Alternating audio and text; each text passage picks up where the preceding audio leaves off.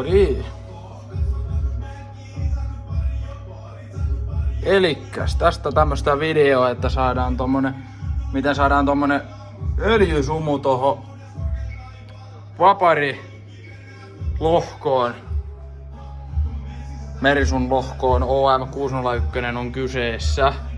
Mutta pätee todennäköisesti OM602 ja OM603 vapariin. Tommonen, että saadaan männälle voitelua ja jäähdytystä. Männän tapille voitelua ja jäähdytystä männälle. Näin. Tommonen. Ja tähän tarvitaan siis ainakin tämmönen erikoistyökalu. Itse tehty. Jolla sitten katsotaan, että mihin kohtaan toi reikä pitää tuolla tehdä. Mutta siitä sitten vähän myöhemmin.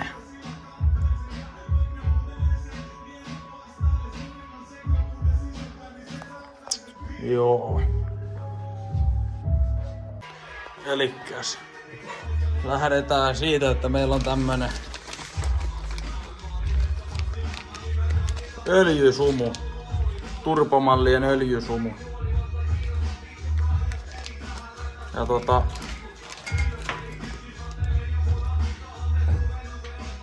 sille tarvitaan 9 millin reikä.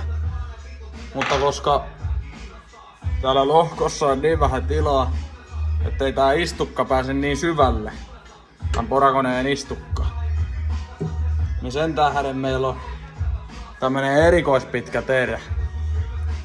Mutta alkureikään meillä on sitten 6 millin erikoispitkä terä, joka on muuten missä? Tuolla. Elikkäs meillä on nyt tässä tää erikoistyökalu ja tohon pienempään reikään, niin meillä on tämmönen hyvin pieni meisseli, jolla sitten pystytään kattoo tohon männän reikään se kohta. Että kun tuo on keskellä sitä, tuo meisselipää siinä keskellä sitä reikää, niin sitten tää isompi reikä on siinä kohtaa suurin piirtein, missä pitäisi olla sitten öljysumulle reikä.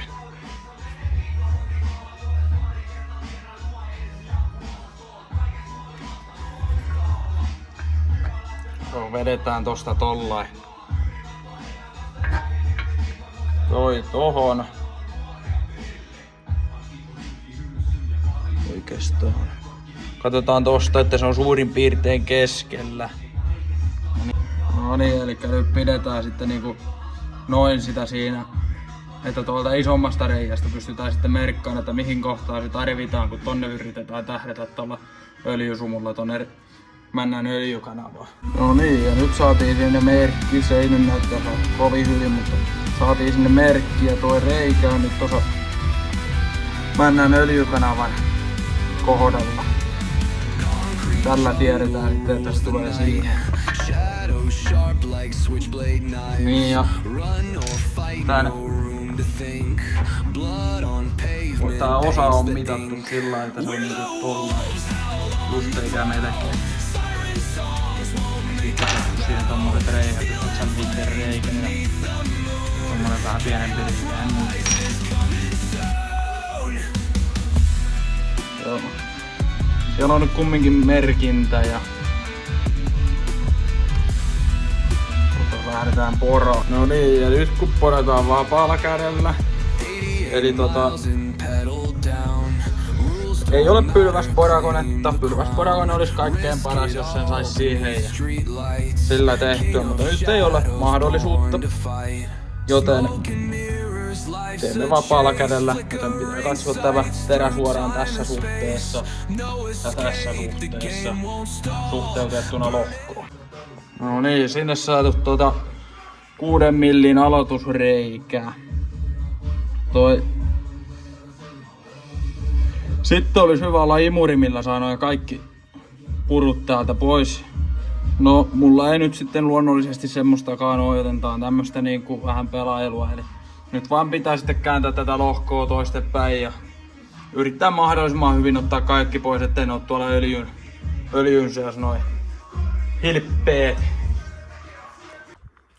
No niin, nyt testataan vielä tällä, että se tuli oikeasti hyvään kohtaan, ettei se ole ihan päin helvettiä reikä. Että se on 9 millin reikä.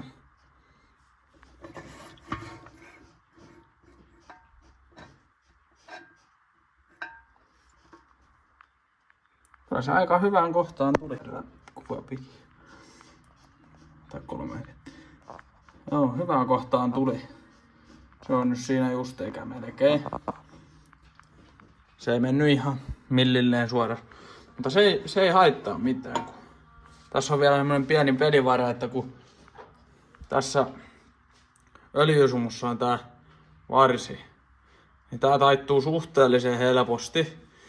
Niin ei tarvitse olla ihan millin tarkkaa, niin sitä saa vielä tuossa kärkipihdeellä vähän muunneltua, että sen saa sitten oikeasti hyvään kohtaan sumuttaa. Joo.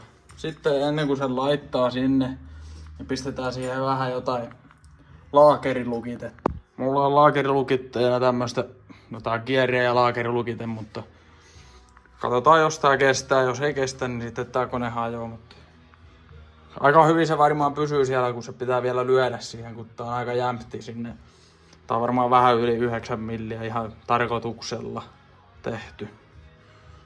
Mutta pistetään silti kierrelukitetta siihen. No niin, siinä se nyt on hollilla ja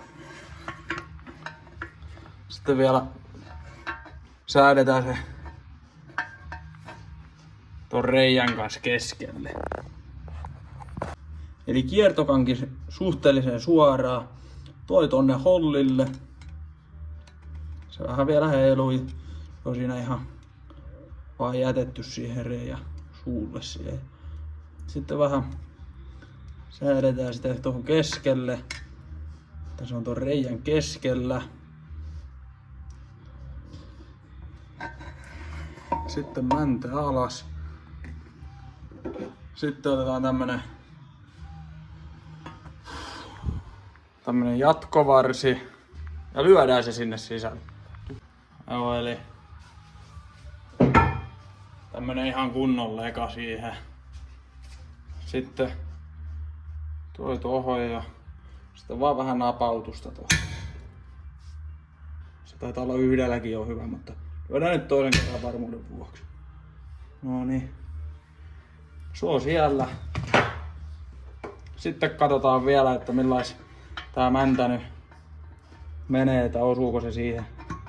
Se vähän ottaa, että en tiedä, tää ei oo ihan paras öljysumu varmaan tähän, niin se hiukan ottaa. Mä löysin ehkä vielä kerran alaspäin ja sitten vääntelisin vaan ton varren sillai kun se pitää olla. Nonni.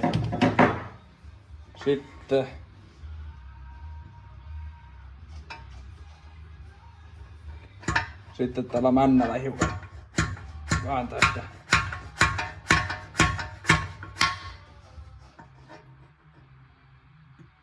Se olisi hyvä, jos se ei ottaisi ollenkaan mäntään kiinni. Se olisi kaikkein paras tilanne. Ja vähän ei haluta, että se ottaa mäntään kiinni, joten me säädetään sitä sen mukaan, että se ei ota mäntään kiinni.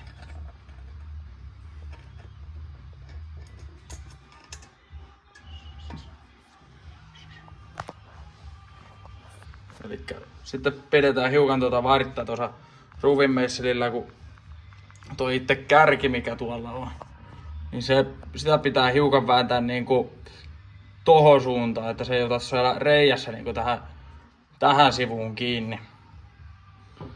Niin teemme näin, että no tätä ei nyt pysty kuvaan, kun kädet loppuu kesken. No niin, eli nyt se on sitten väännetty sillä että se ei ota tuohon reikään kiinni ja mäntä tulee vähän tällainen ylös, että se ei varmasti ota sitten mäntään kiinni tuossa käydessä tää kone käy. Niin. Näin se tehdään. Sitten vielä tarkistetaan ton kampiakselin kanssa ja ton männän kanssa, että se menee oikeasti hyvin.